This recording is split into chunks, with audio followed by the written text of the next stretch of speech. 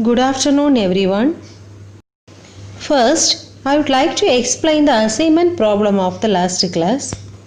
The question is, show how root 5 can be represented on the number line. Root 5 on the number line.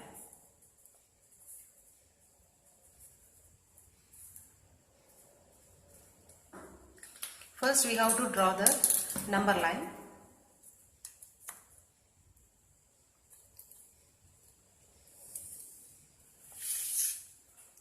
Mark the numbers 0, 1, 2, 3, 4, -1, -2. Note this, leave the equal gaps between the two numbers. Here the distance is 1 unit. So, leave the gaps between two numbers as same. Now, you have to draw the perpendicular line on 1. This line also have the measurement 1 unit. Now, you can connect this 0 and this point so that you will get a right angled triangle. This is this is O, this point is A, this is B. As I said, this length is 1 unit, this is also 1 unit. So by Pythagoras theorem, OB is equal to square root of OA square, that is 1 square plus AB square, that is also 1 square, which is equal to square root of 1 square is 1 plus 1 square is 1, which is equal to root 2. So the value of OB is root 2. Now take the compass and keep the sharp edge on O and take this measurement OB. You can draw the arc from B to the number line. So here, this point, mark this point as P. This point is root 2. Now, you have to continue the same procedure. Here, you have to draw the perpendicular line on this line OB. Here, in this line OB, you have to draw the perpendicular line so that you will get here one line. The perpendicular line, the length of this line is also 1 unit. Now you can connect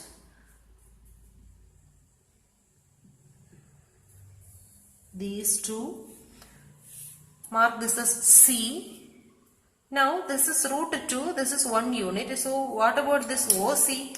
So we know that OC is equal to, apply Pythagoras theorem here also. Here OB square is root 2 the whole square plus here BC square is 1 unit. So 1 square, which is equal to square root of root 2 square is 2 plus 1 square is 1, which is equal to root 3. So here the value of OC is root 3. Now take the compass, measure this OC using compass, and now you can draw the arc. Now this point you can mark this as Q. This is root 3. This is the position of root 3. Now continue the same. Now again you have to draw the perpendicular line for this OC.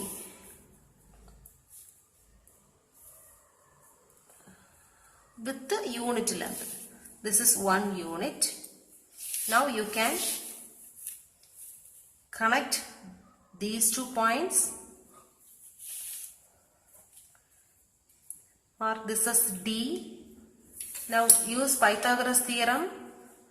OD is equal to, find OD. OD is equal to root of this value. This value is OC, that is root 3. Root 3 square plus this is 1. So 1 square, which is equal to root 3 square is root 3 into root 3, that is 3 plus 1, which is equal to root 4. OD value is root 4. This is root 4. Again you have to continue the same procedure. Now you have to draw the perpendicular line for OD. Remember this always, you have to draw the perpendicular line here for this line OD.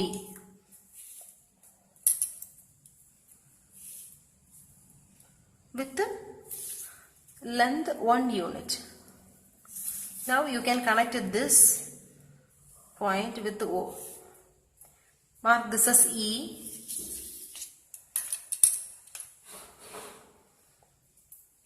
Before that, let's draw this root 4. Root 4 is this one. Just to connect this with the number line. So this point is R. This is root 4. Now we know that we have to use Pythagoras theorem to find OE. So OE is equal to square root of here OD. OD is root 4 square plus DE. DE is 1 square, which is equal to root of 4. Root 4 square is 4 plus 1, which is equal to root 5. Now we got the value OE. OE is root 5. Now we have to mark the position of root 5 on the number line. So for that we have to take this measurement and draw an arc.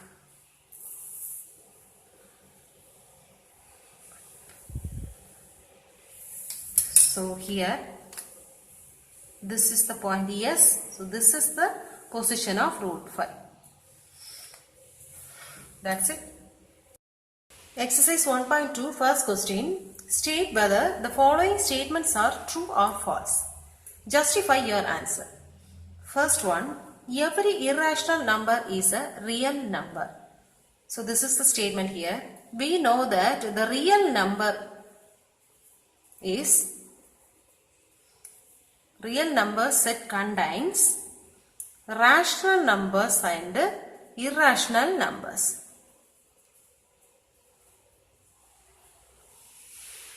Rational and irrational numbers. So here it is given every irrational number is a real number. So irrational numbers are also comes under real number. So this statement is true. One, every point on the number line is of the form root m, where m is a natural number. So it is written that every point on the number line is of the form root m. In this number line 0, 1, 2, 3 etc. are there, minus 1, minus 2 also there here. Here this 1 can be written as root 1 because square root of 1 is 1. This 2 can be written as root 4 because square root of 4 is 2. Here root 9 can be written as 3. But here for the negative values, we can't write the negative values as the square root of any other number. So this statement is wrong. Third one, every real number is an irrational number.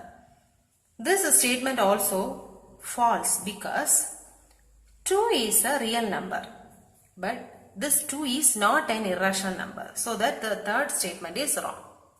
Second question, are the square root of all positive integers irrational? If not, give an example of the square root of a number that is a rational number. So here I am taking a number 4. The square root of 4 is 2. Now see this statement. Are the square roots of all positive integer irrational? Here the square root of the positive integer 4 is 2. That is not irrational. This is a rational number. So this statement is wrong. Therefore, the square root of all the positive numbers is either irrational or rational. Next, we are going to discuss about real numbers and their decimal expansions. Example 5. Find the decimal expansions of 10 by 3, 7 by 8 and 1 by 7. So first let's do this one, 10 by 3. So we are going to divide the number 10 by 3. 3 3s are 9, remaining 1. So we can't divide it further. So point there, add 1 0, 3 3s are 9, again the remainder 1, add 0, 3 3s are 9, again the remainder 1, 0, 3 3s are 9, remainder 1.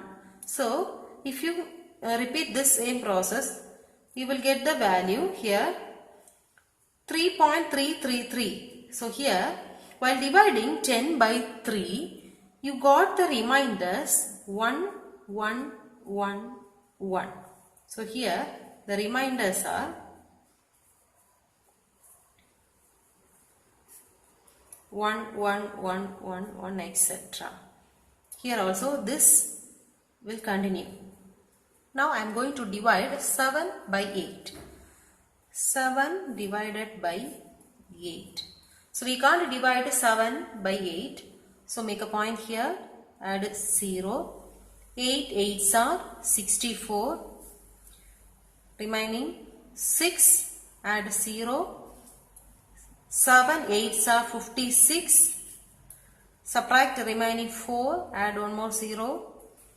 5 8s are 40. Now we got the remainder 0 here. Now the reminders are 6. Here the remainder 6, 4 and 0. 6, 4, 0. Now the last one, 1 by 7. Divide the number 1 by 7. So we can't divide the 1 by 7. So make a point here, add 0. 1 7 is 7. Remainder 3. We can't divide 3 by 7. So add one more 0. 4 7s are 28. Remainder 2, 0. 2 7s are 14. 6, 0. Now 8 7s are 56. Remainder 4, 0. Now 5 7s are 35. Remainder 5, 0. 7 7s are 49. Remainder 1. Again add 0. 1 7 is 7. Remainder 3. Now see this. This step is repeating here. If you add 0, again you will get 4 7s are 28. So it will go on like this. Here 0.142857. Again the term 1 repeated, 4 also repeated. So the next term will be 2857 and so on. Here the reminders.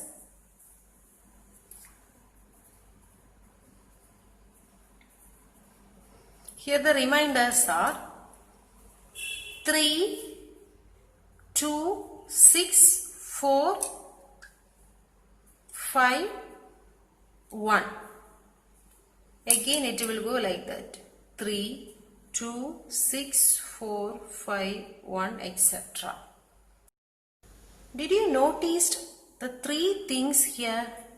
The first one is, after a certain stage, the remainder either 0 or start repeating themselves. See here the remainder is 1. It is repeating again and again. But here the remainder is 0. We got a 0.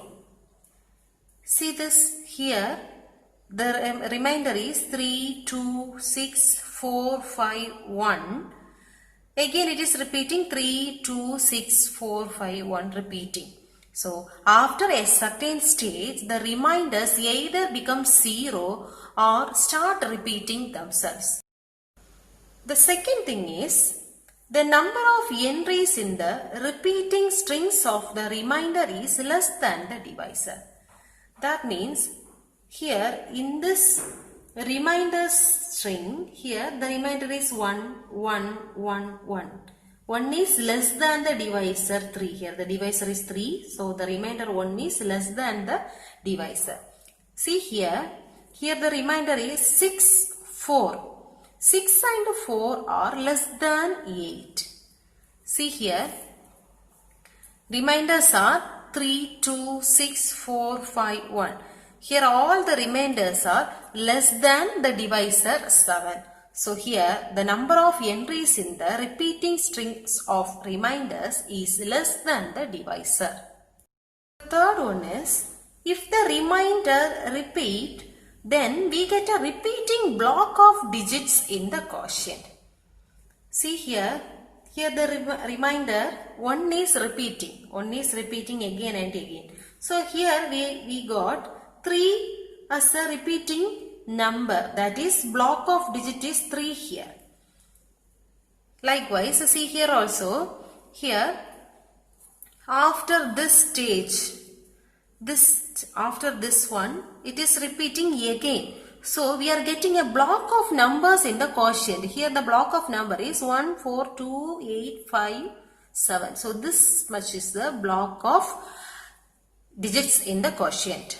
So if the remainders repeat, then we get a repeating block of digits in the quotient. Finally, on division of P by Q, two main things happen. Either the remainder becomes 0 or never becomes 0, and we get a repeating string of remainder.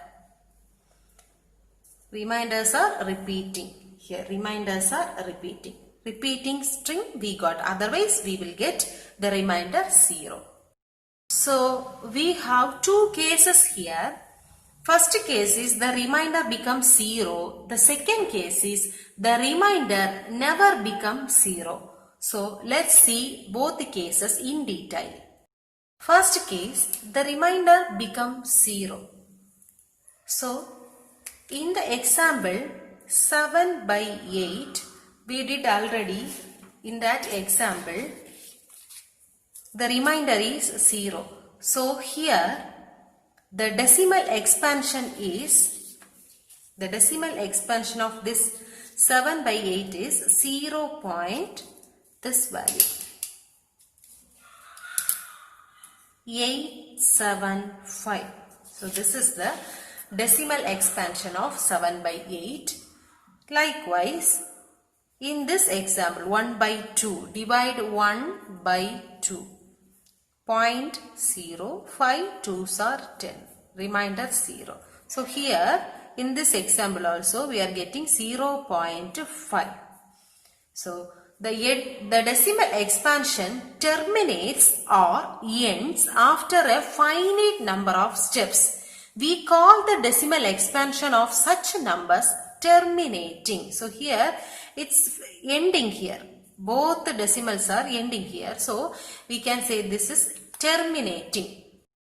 Second case, the remainder never becomes 0. See here in this example, 10 by 3, this decimals are repeating again and again. So here the decimal expansion of 10 by 3 is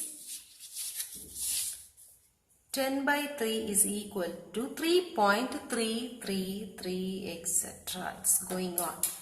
Likewise, in this problem also 1 by 7 is equal to, here also the remainders, the quotients are repeating again and again. So here 1 by 7 is equal to 0.142857. Again 142857. It will go on like this, etc. Here we have the repeating block of digits. Here the repeating block is 3. Here the repeating block is 142857. So here we have a repeating block of digits in the quotient. So we can say this expansion is non-terminating